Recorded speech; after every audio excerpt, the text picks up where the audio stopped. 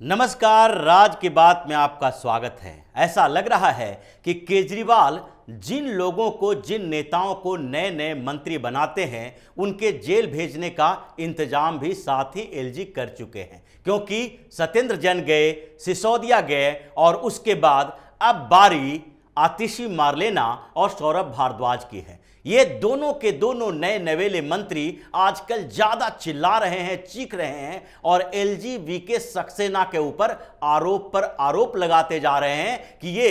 इन दोनों के कामों में दखल दे रहे हैं। एलजी सक्सेना के ऊपर जो झूठे आरोप और झूठी बातें कही गई है वो इसलिए क्योंकि दोनों के दोनों मंत्रियों के विभागों पर एलजी वीके सक्सेना ने शिकंजा कस दिया है। दोनों ही मंत्रियों के विभागों के ऊपर जांच के आदेश दिए हैं और इसलिए आतिशी मरलेना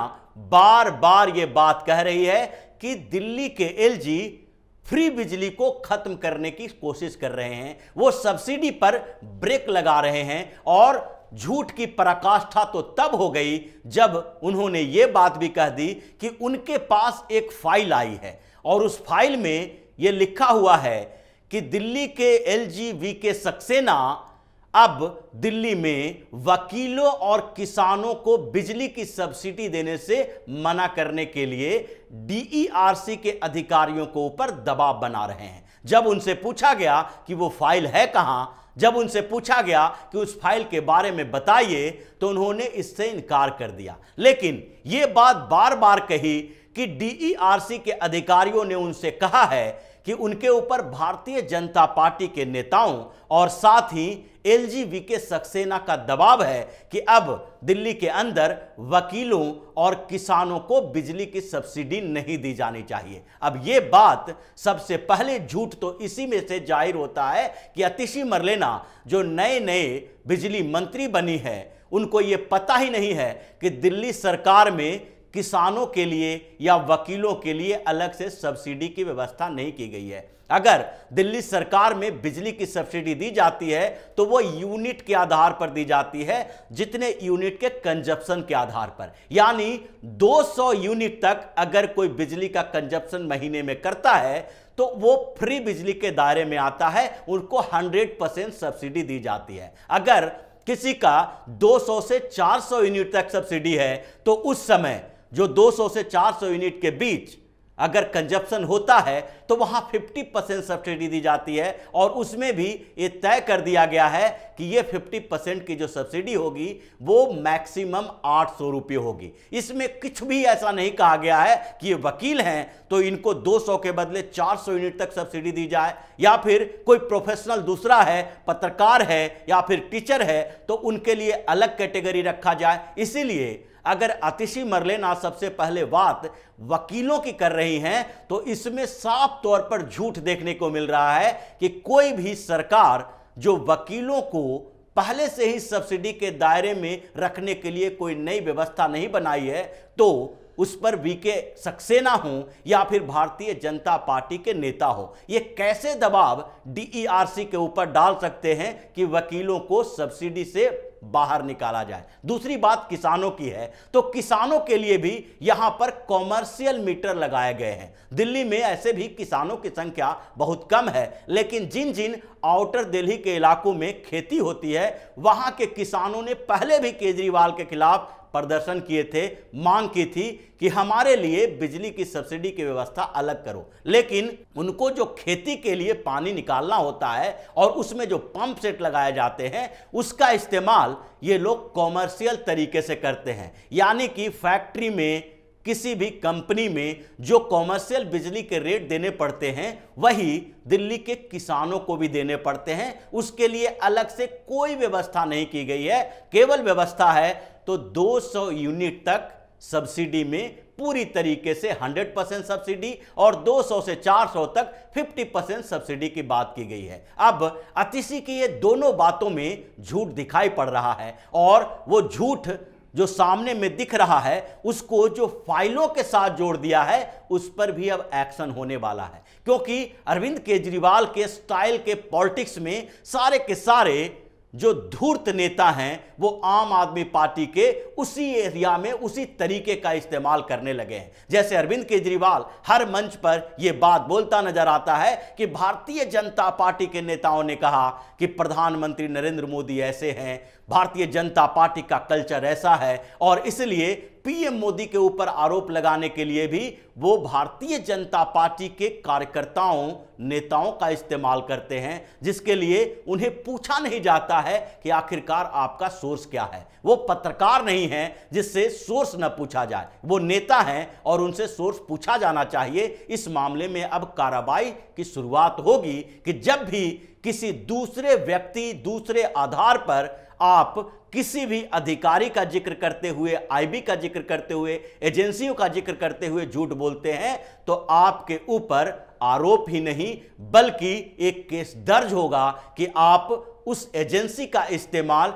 अपने गलत इरादों के लिए कर रहे हैं। आप अपना सोर्स बताइए। लेकिन अभी बात आतिशी की हो रही है, तो आतिशी के दोनों झूठ तो पकड़े गए, और तीसरी बात यह है कि फाइल वाली जो बात उन्होंने एलजी के बारे में कहा है कि एलजी ने फाइल भेजा है और वो फाइल अगर है तो उसके लिए तो उनको सबूत देना पड़ेगा, और एलजी ऑफिस से इसके लिए नोटिस भी जारी करने की व्यवस्था की जा रही है। लेकिन ये बात हुई कहां से, और ये फाइल की बात, बिजली की सब्सिडी की चर्चा क्यों हुई? क्योंकि एलजी के तरफ से पावर मिनिस्ट्री जो दिल्ली सरकार का है उसको एक नोटिस भेजा गया था, और उस नोटिस में कहा गया था कि आप इन व्यवस्थाओं को सुधारिए क्योंकि बिजली विभाग में नुकसान हो रहा है। बिजली सब्सिडी जो जिस तरीके से आप दे रहे हैं उससे बिजली विभाग के कर्मचारी परेशान हैं, क्योंकि बिजली विभाग के कर्मचारियों के पेंशन ट्रस्ट के लिए पैसे दिल्ली सरकार नहीं दे रही है। और डीईआरसी की बैठकों में यह बात कही गई थी, और उसमें एक जो ब्लूप्रिंट तैयार किया गया था कि किस तरीके से सब्सिडी दी जानी चाहिए, उसमें यह कहा गया था, उसमें रेजोल्यूशन पास किया गया था, और बैठकों के दौरान डीईआरसी के अधिकारियों ने ही यह प्रपोजल दिया था कि सब्सिडी का तरीका बदलना चाहिए। यह सब्सिडी केवल यूनिट के कंजप्शन के ऊपर नहीं हो, यानी 200 यूनिट तक कंजप्शन के लिए अगर की जाती है तो इसमें बहुत ज्यादा फर्जीवाड़ा हो रहा है। एक एक मकान में कई मीटर लगा दिए गए हैं और इससे सरकार को रेवेन्यू का लॉस हो रहा है, भले ही इसके कारण पॉलिटिकल फायदा आम आदमी पार्टी को हो रही है, और इसलिए इसमें परिवर्तन करने की जरूरत है। और उसको लिए एक रिकमेंडेशन किया गया कि जो लोड है कैपेसिटी उसके आधार पर सब्सिडी निर्धारित की जाए, और यह भी रिकमेंड किया गया कि 3 किलोवाट तक लोड जितना है बिजली का जिस मकान में, उससे कम वाले लोड को ही सब्सिडी दें, और इसकी संख्या सबसे ज्यादा है, जबकि 3 किलोवाट से ऊपर वाले को सब्सिडी के दायरे से बाहर निकालना चाहिए। और अगर कंज्यूमर्स की बात करें कि दिल्ली में उपभोक्ता जो बिजली विभाग के हैं, उस बिजली विभाग के उपभोक्ताओं को देखें तो अभी 58 लाख से ज्यादा उपभोक्ता जो सब्सिडी लेते हैं दिल्ली में वो हैं। उन 58 लाख उपभोक्ताओं में से अगर देखा जाए तो 49,58,000 यानी लगभग 50 लाख जो उपभोक्ता हैं उनके घर में जो मीटर लगे हुए हैं वो 1 केवी से 3 केवी के बीच ही हैं, लेकिन 3 केवी से ऊपर के लोड वाले जो मीटर हैं उसकी संख्या लगभग 7.5-8 लाख के करीब है। और इन लोगों को अगर बिजली सब्सिडी के दायरे से बाहर किया जाता है तो सरकार को 300 करोड़ रुपए का फायदा होगा, और वो 300 करोड़ रुपए सरकार उसी पेंशन ट्रस्ट में डाल दे जो पेंशन ट्रस्ट में भुगतान के लिए सरकार कह रही है कि हमारे पास पैसा नहीं है। पहले भी बिजली विभाग में घोटाले की बात आई और एलजी ने एक और नोटिस जारी किया था जिसमें यह कहा गया था कि बिजली विभाग में जो सब्सिडी दी जाती है वो डायरेक्ट बेनिफिट ट्रांसफर के तरह क्यों ना कंज्यूमर के बैंक अकाउंट में डाली जाए। ये डायरेक्ट जो बिजली कंपनियों को दिया जा रहा है सब्सिडी, इसमें बड़ा घोटाला है। और इस ओर ध्यान अजय माकन जो कांग्रेस के नेता हैं उन्होंने पूरे कैलकुलेशन के अनुसार किया था कि इससे हजारों करोड़ यानी अभी तक उन्होंने तो 15,000 करोड़ रुपए के घोटाले की बात कही थी, जिसमें उन्होंने कहा था कि अभी तक बिजली विभाग में ऑडिट नहीं हो रहा है और बिना ऑडिट किए ही बिजली कंपनियों को डायरेक्ट अरविंद केजरीवाल सब्सिडी का पैसा देते हैं, जिससे पिछले 8 सालों में लगभग 15,000 करोड़ रुपए का नुकसान दिल्ली सरकार को उठाना पड़ा है। यह बड़ा घोटाला है और उसमें दिल्ली की सरकार यानी कि आम आदमी पार्टी और बिजली की कंपनियां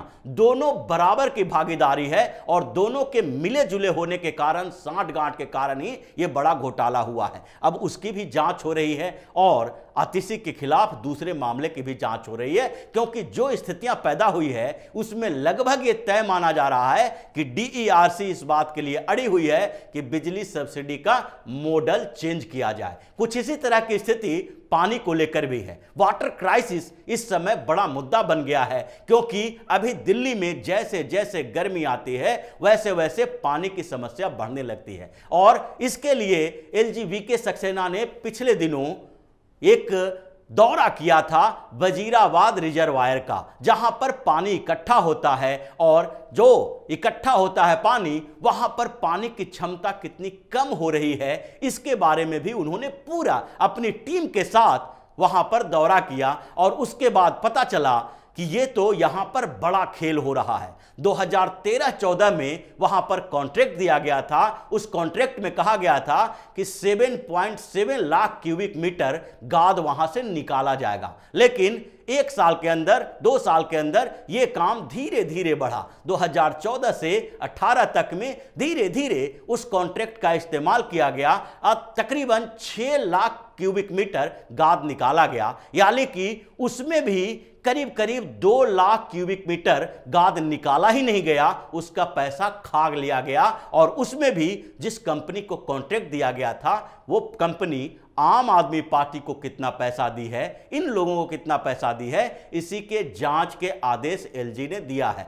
दूसरे तरफ जब वजीराबाद प्लांट के निरीक्षण किया गया तो वहां पता चला कि यह तो पूरा का पूरा गाद से भरा हुआ है, जिसकी क्षमता 250 mgd होनी चाहिए, वो घट के 16 mgd हो गई है। यानी कि अब समझ लीजिए कि 250 mgd पानी की कैपेसिटी वाला 16 mgd तक कैसे रह सकता है। यानी अगर गाद की बात करें तो जहां पर जो पहले से स्थिति 2018 के बाद से जो काम नहीं हुआ है, उसमें धीरे धीरे ये बढ़ते बढ़ते 4.25 हो गया है। यानी कि गाद की संख्या बढ़ रही है, गाद का आकार बढ़ रहा है और पानी रखने की क्षमता घट रही है। इसके कारण जब ये सामने रिपोर्ट आई और एलजी ने इस पर जो जल मंत्री हैं सौरभ भारद्वाज, उसको शिकंजे में लिया, तो उसके बाद सौरभ भारद्वाज चिल्लाने लगे। उन्होंने हरियाणा सरकार की बात की कि हरियाणा से पानी नहीं आ रहा है, वहां पर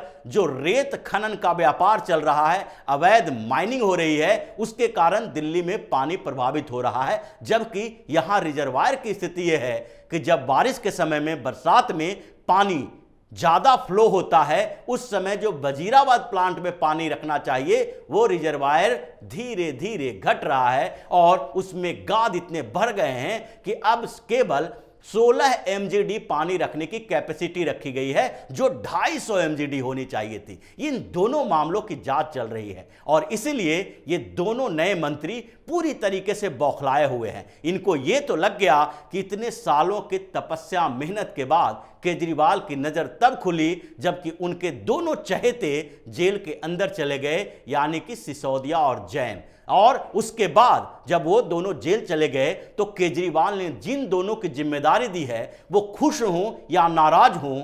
वो अपनी खुशी जाहिर करें या न करें, दुखी हों, ये दोनों स्थिति उनके अंदर कंफ्यूजन वाली है। क्योंकि दोनों को लग रहा है कि केजरीवाल ने इन दोनों को बलि का बकरा बनाया है और केजरीवाल अपने पास तो कोई पोर्टफोलियो रखते नहीं हैं और दूसरे को वही पोर्टफोलियो देते हैं जो आम आदमी पार्टी के लिए फायदेमंद हो, केजरीवाल के लिए फायदेमंद हो। और इसीलिए आजकल केजरीवाल विधानसभा का सहारा लेकर प्रधानमंत्री नरेंद्र मोदी को बोल रहे हैं, ईडी और सीबीआई की बात कर रहे हैं, भारतीय जनता पार्टी को सबसे करप्ट पार्टी बता रहे हैं और दूसरी तरफ अपने